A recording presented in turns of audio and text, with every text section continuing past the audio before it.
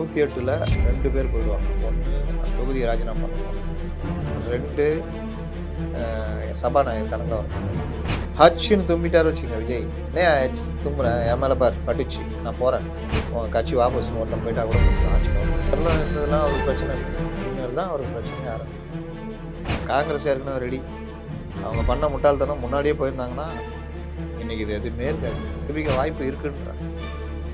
CPM, CBI, விடுதலை சிறுத்தைகள், காங்கிரஸ், பாமக எல்லாரையும் கூப்பிட்டு பேசி ஆளுக்கு ஒரு அமைச்சர் பதவி எதுவுமே நடக்கலைன்னா கவலையப்படாமல் அதிமுக பேசி வெளியிலேருந்து ஆதரவு கொடுத்துருக்காரு. 2500 குடும்ப தலைவிகள். அது இல்லாமல் 60 வயதுக்கு உட்பட்ட பெண்களுக்கு 2500. இப்போ வந்து யோசிச்சுட்டு பாருங்க, இதெல்லாம் சொல்லாமல் இருந்தால் கூட ஜெயிக்க முடியாது. 4ஆம் துணை நேயர்கள் அனைவருக்கும் வணக்கம். இன்று நம் நிகழ்ச்சியின் சிறப்பு விருந்தினர் ஊடகவியலாளர் முத்தலீஃப் அவர்கள் இணைந்துள்ளார். வணக்கம் சார். வணக்கம். தேர்தல் கருத்து கணிப்புகள் வந்துச்சு. எல்லாருமே எதிர்பார்த்தது விஜய் அவர்கள் ஒரு 10 சீட்டு பிடிக்கிறதே வந்து கஷ்டம் தான் அப்படின்ற மாதிரியான ஒரு முடிவில் தான் இருந்தாங்க. திமுக தான் வெற்றி பெறும்னு இருந்தோம். ஆனால் திமுக தோல்வி அடைந்து எதிர்கட்சியாக வந்து விஜய் அவர்கள் வெற்றி பெற்றிருக்காரு. திமுக வெற்றி பெறும் இருந்தோம்னு என்னையும் சேர்த்துக்கிறீங்க. இருந்தேன் அப்படின்னு வச்சுக்கோங்க. கருத்து கணிப்புகளை வச்சு சொல்கிறேன் சார். சொன்னாங்கன்னு சொல்லுங்க. இருந்தோம்னா என்ன அர்த்தம் தெரியுமா? நீங்களும் நானும் அப்படி யோசிச்சுட்டு இருந்தோம்னு அர்த்தம். கருத்து கணிப்புகள் பெருவாரியாக அப்படி சொல்லியிருந்தாங்க. அப்படிலாம் ஒன்றும் வரலையே. பலரும் வந்து திமுக தோற்கும், இவங்க 3வது இடம் வருவாங்க விஜய், அவங்க வந்து முதலிடம் வருவாங்க என்டிஏ, இப்படி தான் எல்லாரும் பேசியிருந்தாங்க. நேஷனல் மீடியாவிலேருந்து எல்லாமே இங்கே பலரும் அதை பேசியிருந்தாங்க. எக்ஸிட் போலில் திமுக ஜெயிக்கும், பயங்கரமாக ஜெயிக்கணும் ஒரு 4-5 எக்ஸிட் போல், ஏடிஎம்கே ஜெயிக்கணும் ஒரு 2-3 எக்ஸிட் போல், தாவேகா ஜெயிக்கணும் பரிதாபப்பட்டு ஒருத்தர் போட்டார். அவர் இதுக்கு முன்னாடி போட்டதெல்லாம் தப்பாக போயிடுச்சு, இந்த தடவை போட்டது சரியாக போயிடுச்சு. அது 120 போட்டார்.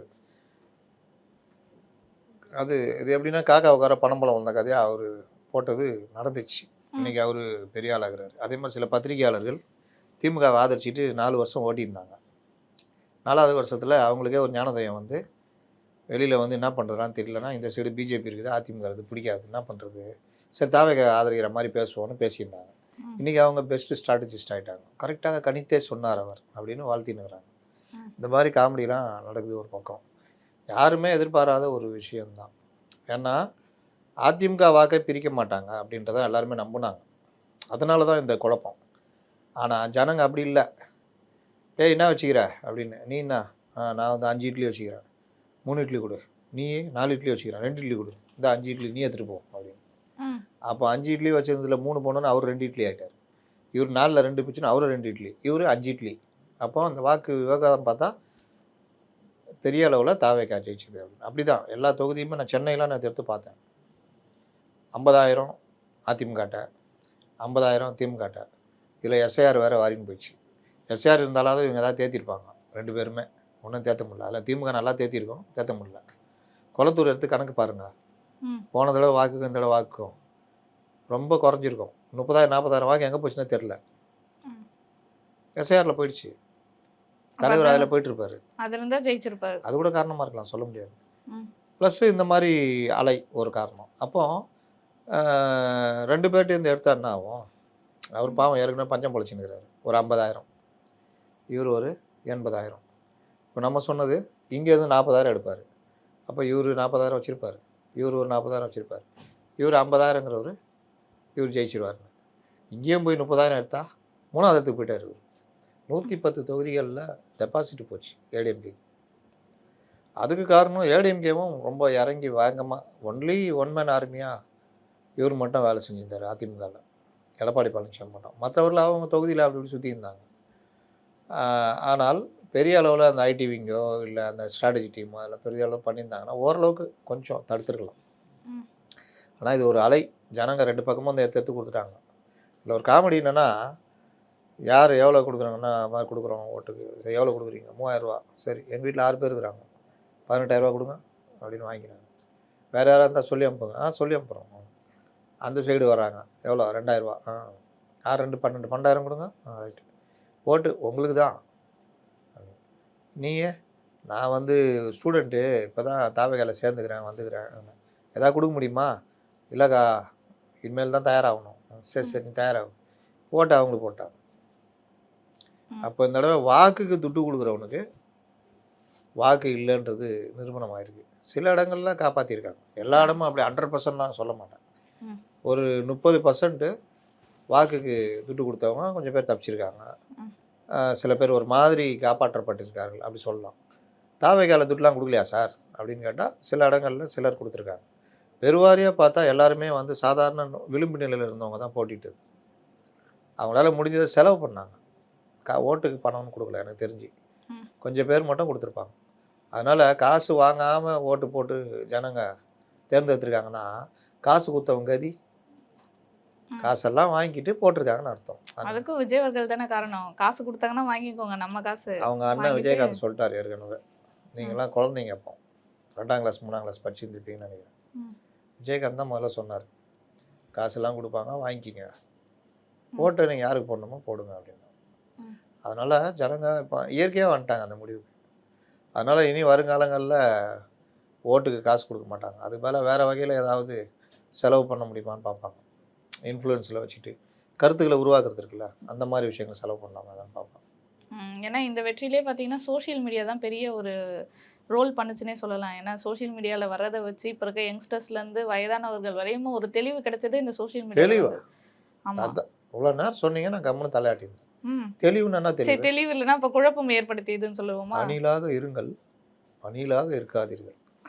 ஓகேவா? சரி, ஒரு குழப்பம். சோஷியல் மீடியா ஒரு இதை உருவாக்குச்சா, மாற்றத்தை உருவாக்குச்சான்னா கண்டிப்பாக வராது. ஏன்னு சொல்கிறேன்னா, பாதி பேர் பூமராக இன்றைக்கி ஃபேஸ்புக்கில் தாங்கிறான். நான் ஒரு கட்சியை பற்றி ஒரு பதிவு போட்டேன் ட்விட்டரில், அந்த கட்சிக்கு எதிரானவங்க வந்து திட்ட ஆரம்பித்தாங்க. ஒரு ஆள் அந்த கட்சியிலேருந்து கேட்கல, ஏன்னு கேட்கல. சரி, அவங்களும் நம்ம போட்ட கருத்து கரெக்டு தான் போலன்னு, கரெக்டான கருத்து தான் போட்டேன். அதே தூக்கி ஃபேஸ்புக்கில் போட்டேன். ஒரே அவங்க கட்சிக்காரங்க வந்து, டேய் எல்லாம் இங்கேயே தானே ஆகுறீங்க, அங்கே வரவே மாட்டீங்களாடா அப்படின்ற மாதிரி நமக்கு ஆச்சு. நான் சொன்னதான் நடந்தது. கட்சியில் நான் சொன்னதான் நடந்தது. இது ஏன்டா குவிச்சிங்கன்னா அதே இதில் போட்டேன். ஒருத்தன் வரல, அது ஒரு கதை. அப்போ ஃபேஸ்புக்கில் இருந்து வராத ஒரு டீமும் இருக்குது. ட்விட்டரு வந்து அரசியல் களம், இந்த இதெல்லாம் அங்கே வந்து பெரும்பாலும் இருக்காங்க. டிஎம்கே, டிஎம்கே அதிகமாக இருக்குது. அங்கே தான் அவங்க ஐடிவிங்க இதுதான். ஆனால் இந்த குரூப்பு ஃபுல்லாக இன்ஸ்டா. அப்போ எந்த கட்சியும் இன்ஸ்டாவுக்கு கன்வெர்ட் ஆகலை. அப்போது இன்னைக்கு கூட ஒரு தம்பி எழுதியிருக்காப்புல இந்து தமிழில், சல்மான்னு ஒரு பையன் நல்லா எழுதியிருக்காப்புல, ஜென்சி இந்த தேர்தலில் எப்படி அந்த இன்ஸ்டாவுடைய ஆதிக்கம் எப்படி இருந்தது, இன்ஸ்டா எப்படி ஒரு ரோல் பண்ணிச்சு அப்படின்னு. அப்போ இன்ஸ்டா அல்கரிதம் வந்து நம்ம பார்த்துனே இருந்தால் என்ன பார்க்குறோமோ அதை கொடுக்கும். அதனால தான் ரொம்ப பேர் ஆண்டிங்கெலாம் ஆடினுங்கிறாங்க உலக பேஜ் வருதா அது இதுன்னு.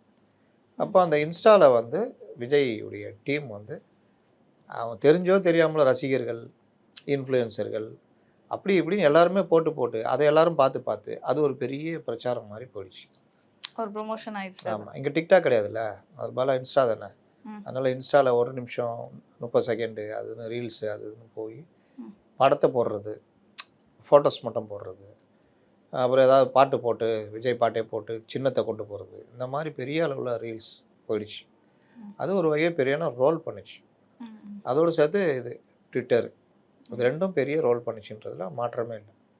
ஆனால் இப்போ முதல்வர் ஆகிறதுக்கு வந்துட்டாரு, ஜெயிச்சிட்டாருன்னு தெரியுது. ஆனால் முதல்வர் ஆக முடியாமல் இப்போ ஒரு கூட்டணி வேணும்ன்ற கிணறு தாண்டிட்டாரு. அந்த கிணறு இந்த ரவுண்ட்லேருந்து அந்த ரவுண்டில் கால் வைக்கிறதுக்கு முன்னாடி கால் இப்படி இது மிஸ் ஆச்சுன்னா உள்ள போயிடுவார். அப்போ அந்த காலை வைக்கிறதுக்கு ஒரு கை வேணும். அதுக்கு இங்கே எங்கேருந்து எடுக்கிறது? தமிழ்நாட்டில் தானே எடுக்க முடியும். மம்தா பானர்ஜியா போய் கேட்க முடியும். அதனால் இவங்கள்ட்ட தான் கேட்குறாரு. தாவேக்கா, சாரி இது விசிகா, காங்கிரஸ் ஏற்கனவே ரெடி. அவங்க பண்ண முட்டாள்தனம் முன்னாடியே போயிருந்தாங்கன்னா இன்றைக்கி இது எதுவுமே இருக்காது. அவங்க ஒரு 60 சீட்டு, இவங்க ஒரு 174 சீட்டு, அவங்க ஒரு 130 140 ஜெயிச்சிருப்பாங்க, இவங்க 60க்கு ஒரு 50 ஜெயிச்சிருப்பாங்க. பெரிய இது வந்திருக்கும். ஏன்னா இந்த ஆளையே வச்சு சொல்கிறேன். இதுக்கு முன்னாடி நான் சொன்னது காங்கிரஸ் போய் இவங்களும் போய் சேர்ந்தா ஒரு 30-40 சீட் ஜெயிச்சிருக்கலாம். அடுத்து உள்ளாட்சியில் பெரிய அளவு ஜெயிச்சிடலாம். அடுத்து பார்லிமெண்ட் வரும்போது இதில் இவர் டிஎம்கே ஒன்றும் இல்லாமல் போகும், 2வது பெரிய கட்சியாக இருக்கலாம். இன்றைக்கி முதல் பெரிய கட்சியாகவே ஆயிருக்கலாம். இப்போவும் ஒன்றும் கட்டு போல் காங்கிரஸ் ரெடியாக இருக்குது, போகுது. 5 எம்எல்ஏ கொடுக்குறாங்க. இவருக்கு 108ல் 2 பேர் போயிடுவாங்க. 1 அந்த தொகுதியை ராஜினாமா பண்ணும்போது, 2 சபாநாயகர் கணக்கில் வரமாட்டார். அப்போ 106 தொகுதி, 106 எம்எல்ஏ. 106னா இன்னும் 12 பேர் தேவை. அப்போ 12 பேர்னா 12 பேர் மட்டும் வச்சுட்டு பண்ண முடியுமா? ஹச்சுன்னு தும்பிட்டாரு வச்சுங்க விஜய். என்ன தும்புறேன், என் மேலே பார் பட்டுச்சு, நான் போகிறேன், உன் கட்சி வாபஸ்ன்னு ஒருத்தன் போயிட்டா கூட முடிஞ்சிடும், ஆட்சி கவுந்துடும். அதனால் 118 வச்சுக்கிட்டு இருக்க முடியாது. அப்போ 125 வரைக்கும் கொண்டு வரணும். அப்போ இங்கே இது காங்கிரஸ் 5, விடுதலை சிறுத்தைகள் அந்த மக்கள் நல கூட்டணி பழைய டீமு 6, எவ்வளோ 11, வேறு யாராவது கிடைச்சாங்கன்னா பாமக ஒரு 5, 16, 16 கொண்டு வந்து 106 122 வந்துடுவாங்க. வந்துட்டா கொஞ்சம் தெம்பா ஆட்சியை நடத்தலாம். இத்தனை கட்சிகள் எடுக்கிறதுக்கு ஒரே கட்சியை அதிமுக கூட கூட்டணி வச்சுக்கலாம்ல, பிஜேபி வித்தவுட் பிஜேபியோட. அதுக்கு அதிமுக ஒத்துக்கணும்ல, அதிமுக அதோட கண்டமாயிடும்ல. நீங்கள் இந்த கட்சியை ஆரம்பித்தா அவங்களை பெரிய கட்சின்னு ஒத்துக்கிற மாதிரி ஆகிடும், விஜய் முதல்வராக ஏற்றுக்கிற மாதிரி ஆகும். அதுக்கப்புறம் அதிமுக எங்கே இருக்கும்? ஆனால் நம்ம இதையும் பார்க்கணும்ல, இப்போ 3ஆம் இடத்துக்கு இருக்கு, நம்ம கட்சியை வந்து தக்க வைத்துக்கணும்னா நம்ம ஒரு கூட்டணி அது நான் தக்க வச்சு நான் பார்த்துக்கிறேன், நீ தர மாட்டேல்ல.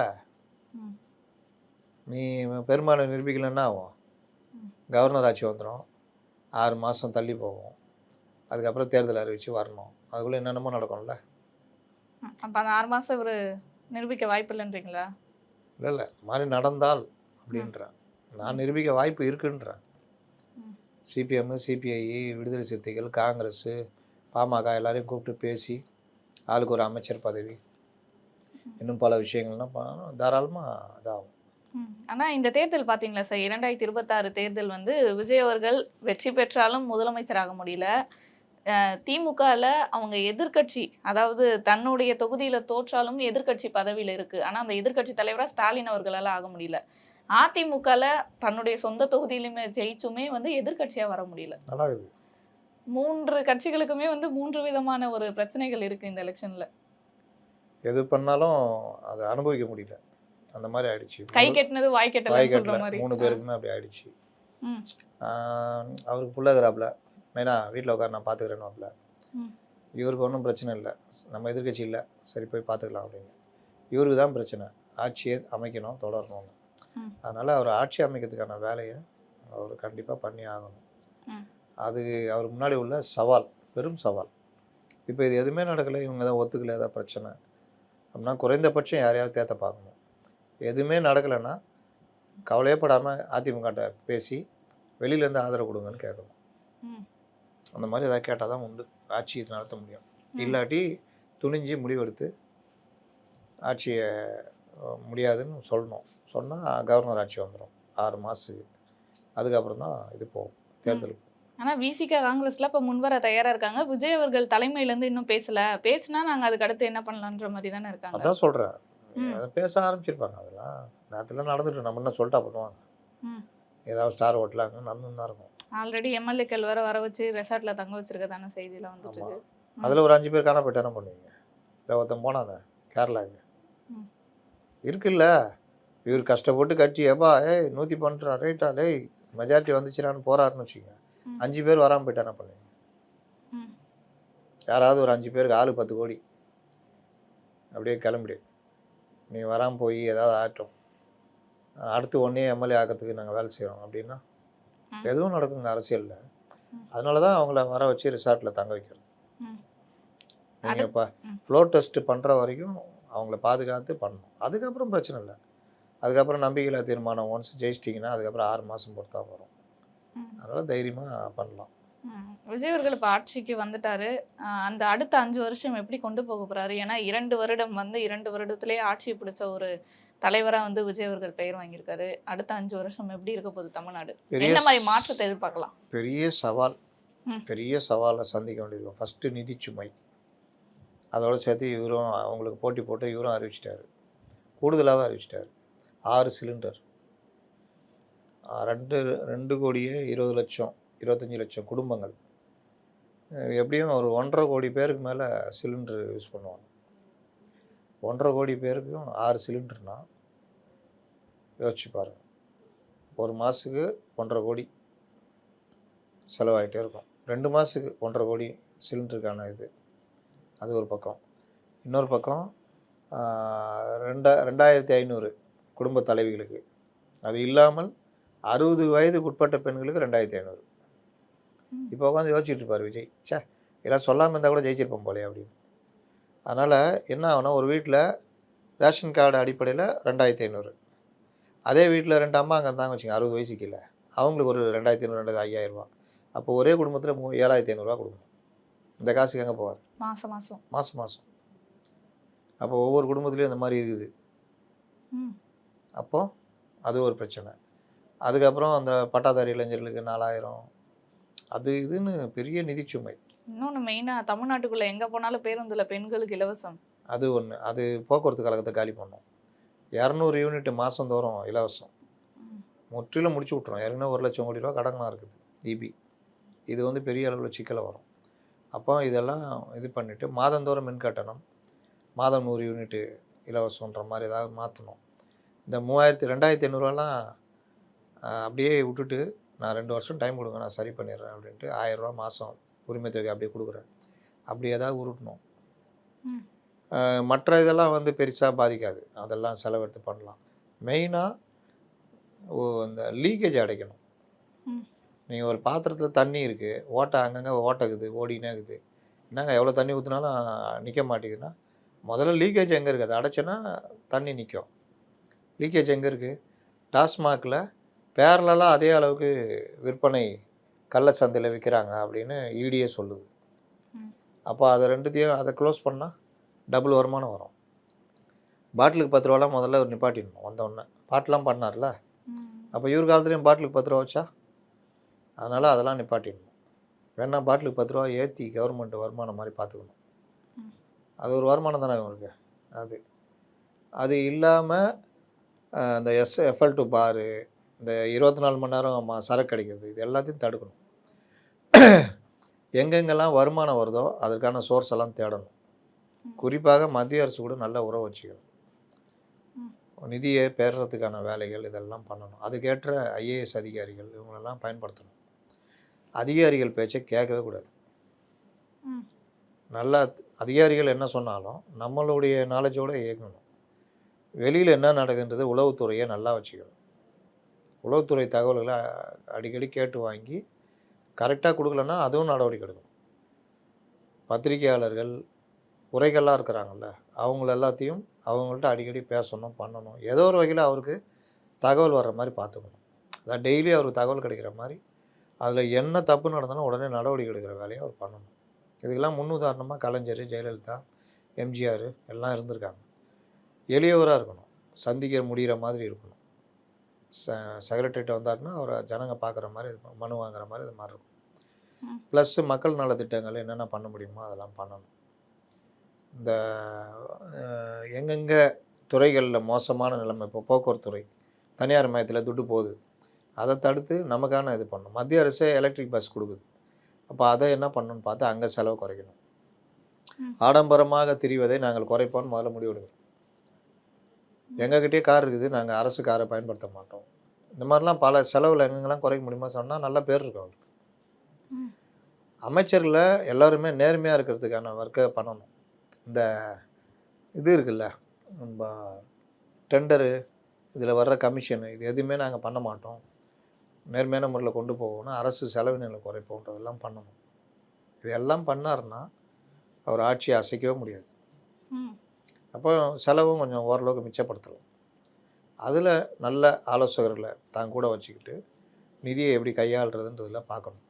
இதில் ஆலோசனை சொல்கிறன்ற பேரில் முட்டு சந்து கூட்டு போகிறவங்களாம் இருப்பான். அவங்களெல்லாம் இடம் கண்டு அடிக்கடி கரெக்டான இதை பண்ணணும். இதெல்லாம் பண்ணாருன்னா அவருக்கு பிரச்சனை இருக்காது. விஜய் அவர்களுக்கு இப்போ பார்த்தீங்கன்னா தலையை சுற்றி 1000 கத்திகள் மேலே தொங்கிட்டு இருக்க மாதிரிலாம் இருக்குது. இது எல்லாத்தையுமே கரெக்டாக பண்ணால் மட்டும்தான். இது வரலாம் இருந்ததெல்லாம் அவருக்கு பிரச்சனை இல்லை. இனிமேல் தான் அவருக்கு பிரச்சனையே ஆரம்பிக்கும். அவருடைய நேரம்லாம் அவர்கிட்ட இருக்காது. அதுலேயும் அவர் இந்த பழைய ஸ்டைலில் இருந்தாருன்னா சுத்தமாக முடியாது, இருக்க விட மாட்டாங்க முதல்ல. அதனால் அவருடைய நேரன்றது அவர்கிட்ட இருக்காது.